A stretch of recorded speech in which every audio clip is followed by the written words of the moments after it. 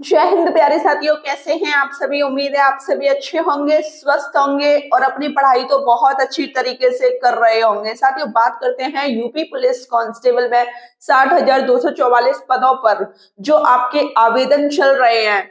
वहां पर आपके मन में कहीं ना कहीं और कमेंट्स भी मुझे आ रहे हैं कि दीदी फॉर्म कितने भरे जाएंगे, एक बार हमको सेफ स्कोर बता दो, एक बार हमको कट ऑफ बता दो। देखो, कट ऑफ बताना तो गलत होगा, लेकिन मैं आपको सेफ स्कोर बता सकती हूँ। कट ऑफ हम आपको तभी बता सकते हैं जब आपका एग्जाम हो जाएगा, उस एग्जाम को हम देख लेंगे, फिर आपको कट ऑफ का अंदाजा बता देंगे कि हाँ इतनी आपकी कट ऑफ जा सकती है, क्योंकि पेपर देखे बिना कट ऑफ नहीं बताई जा सकती। हाँ, आपको सेफ स्कोर बताया जा सकता है कि आप अपना सेफ स्कोर इतना लेके चलें। अब बात करते हैं फॉर्म कितने पड़ेंगे, कंपटीशन बढ़ेगा या कम रहेगा। ठीक है, एक सीट पर कितने बच्चे रहेंगे और कट ऑफ हाई जाएगी या कम जाएगी। मतलब कि इस चीज को तो मैंने आपको क्लैरिफाई कर दिया कि मैं इसके बारे में आपको नहीं बताऊंगी, मैं सिर्फ ये बताऊंगी कि आपका सेफ स्कोर क्या रह सकता है।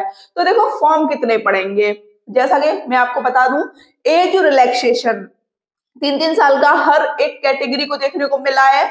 समझ रहे हो ना, एज रिलैक्सेशन हर एक कैटेगरी को देखने को मिला है। सामान्य वर्ग में पुरुषों की जो आपकी उम्र थी वो 18 से 22 थी, रिलैक्सेशन मिलके 18 से 25 हो चुकी है। तो सोचिए, प्रत्येक कैटेगरी में 3-3 साल का रिलैक्सेशन मिला है। जहां फॉर्म कम से कम 25 लाख भरने की मतलब कि सीमित थी, और वहां बोला जा रहा है कि अब आपके फॉर्म भरे जाएंगे 3-3 साल के रिलैक्सेशन के बाद भरे जाएंगे। तो अब आप मुझे ये बताइए, कंपटीशन तो रहेगा, तगड़ा रहेगा। ठीक है, तो आप देख लीजिए, मान लो 35 लाख फॉर्म भरे गए। ठीक है, 35 लाख फॉर्म भरे गए और आप कह रहे हैं कि कंपटीशन बढ़ेगा या घटेगा। तो 35 लाख कहाँ, पहले रिलैक्सेशन ना मिलने की वजह से 25 लाख संभावित थे। तो ये तो आपका डाटा हो गया गलत, ये डाटा हो गया गलत। अब बात करते हैं कि दीदी 35 लाख भरे जाएंगे, तो आप हमें ये बता दो एक सीट पर कितना कंपटीशन रहेगा। तो देखो, एक सीट पर 35 लाख में भाग दे दो 60,244 का। समझ गए ना। तो एक सीट पर यहां कंपटीशन रहने वाला है 58 बच्चों का। तो ये कोई बड़ा कंपटीशन नहीं है, ये कोई बड़ा कंपटीशन नहीं है, इसको आप ऐसे ही फाइट कर दोगे। एक सीट पर 58 बच्चों का कंपटीशन रहने वाला है, 58 बच्चे बैठेंगे एक सीट पर। अब देखते हैं उन 58 बच्चों में से एक बच्चा कौन सा निकल कर आता है, और एक बच्चा वही निकल के आएगा जो अपना अच्छा रेस्पॉन्स कर रहा होगा। और अच्छा रेस्पॉन्स किस तरीके से होता है वो भी आपको बता दूं। देखो, रीजनिंग में जो भी आपके टॉपिक्स हैं उनको तो आप कर ही लीजिए, किसी के भरोसे मत रहो, पूरे टॉपिक आप करो। ठीक है, अपना 100% इसमें दो। अब आप कहते हो कि हम मॉक टेस्ट लगाते हैं, तो हमारे मॉक टेस्ट में रीजनिंग में गलत हो जाते हैं। जब गलत हो रहा है तो उस पे काम करो ना, जो आप पे आता है उसको छोड़ो, वो तो आता ही है, जो आता है वो तो आता ही है, वो कहीं नहीं जाएगा। और जो नहीं आ रहा, जो गलत हो रहा है उस पर काम हुआ ना तो वो भी आ जाएगा। समझ रहे हो ना, मॉक टेस्ट में जहां भी गलती हो रही है, एक क्वेश्चन आपका कथन एवं पूर्व धारणा का गलत हो रहा है तो उस पर अच्छे तरीके से काम करो।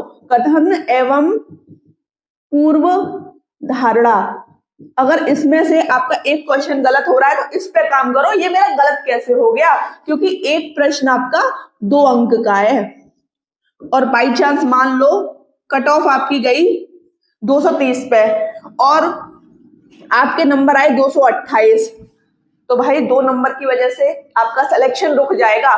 तो आपको ये नहीं करना, आपको सिर्फ अपना काम करना है कि मेरा क्वेश्चन गलत क्यों हो गया, कहां मेरी गलतियां पाई जा रही हैं, और मेरी अगर गलतियां पाई जा रही हैं तो मैं इस पे काम कर सकता हूं या नहीं कर सकता। ठीक है, आई होप कि आपको पढ़ने का तरीका अच्छे तरीके से समझ आ गया होगा। कुछ बच्चे क्या करते हैं, जो टॉपिक उनको आते हैं उनको ही रटते रहते हैं। रटो मत, रिवीजन करो। मैं ये नहीं कहूंगी कि आप रिवीजन ना करो, लेकिन रिवीजन के साथ साथ मॉक टेस्ट प्रैक्टिस बहुत जरूरी है। ठीक है ना। फॉर्म कितने पड़ेंगे बता दिया, लगभग 35 लाख, इससे ऊपर भी जा सकता है डाटा। मैं ये नहीं कहूंगी कि 35 लाख ही है, इससे ऊपर भी आपका डाटा जा सकता है, ठीक है ना।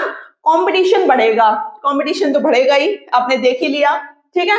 लेकिन ये 58 बच्चे भी कुछ ज्यादा नहीं है। मैंने ऐसा देखा है पेपरों में कि एक सीट पर 500 बच्चे फाइट करते हुए, तो ये कंपटीशन कुछ ज्यादा बड़ा नहीं है, ठीक है। एक सीट पर कितने बच्चे बता दिया, और कट ऑफ हाई या कम इसको नहीं बताऊंगी, लेकिन सेफ स्कोर आप क्या लेके चल सकते हैं सभी कैटेगरी, सेफ स्कोर अगर आपके 220 से 230 के बीच में है तो आपको कोई रोक सकता है क्या? कोई नहीं रोक सकता। 220 से 230 तक अपना टारगेट बना लो, ठीक है। मैं ये नहीं कहूंगी कि हर कैटेगरी का 220 से 230 ही जाएगा। भाई जब हम कुछ बड़ा सोचते हैं तो छोटा तो अपने आप ही मिल जाता है, तो हमको क्यों छोटा सोचना, हम अपना टारगेट बना के चलते हैं। जरूरी थोड़ी ना हमको सिलेक्शन लेना है, हमको रैंक बनाना है, ठीक है ना। आई होप आपको मेरी सारी बातें बहुत अच्छी तरीके से समझ आ गई होंगी, और आपको पढ़ना किस तरीके से है वो भी मैंने आपको बता दिया है, ठीक है साथियों। मिलते हैं सुबह 10 बजे, आपकी क्लास आएगी सुबह 10 बजे, आपकी क्लास जीएस की आएगी, ठीक है, जिसमें मैं आपको करा रही हूँ एनिशिएंट हिस्ट्री, सिकंदर के बारे में पढ़ेंगे आज। और 2 बजे आपकी रीजनिंग की क्लास आएगी, जिसमें पढ़ा रही हूँ रीजनिंग में बैन आरेख। और आप सोच रहे होंगे दीदी आपने दोपहर 3 बजे भी तो दिया है कुछ, हाँ दिया है, दोपहर 3 बजे यूपी जीके क्लास 8 से क्लास 12 तक आपसे पूछी जाएगी, तैयार करके आइएगा। और रात में जो 8 बजे लाइव सेशन होगा ना, जो सुबह 10 बजे क्लास में सिकंदर के बारे में पढ़ाऊंगी, उसको रात में 8 बजे लाइव सेशन में पूछूंगी। अच्छे तरीके से अपने आप को प्रिपेयर कर लीजिए।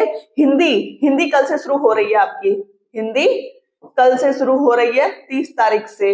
जो भी टॉपिक मैंने और सर ने पढ़ा दिए हैं, सर उन टॉपिकों को नहीं पढ़ाएंगे, और जो आपके टॉपिक बचे हुए हैं जैसे रस हो गया है ना, छंद, दोहा, इनको सर पढ़ाने वाले हैं। साथियों आज की वीडियो में इतना ही। वीडियो अच्छी लगी हो तो चैनल को सब्सक्राइब कर लेना, लाइक कर देना, शेयर कर देना। जय हिंद साथियों।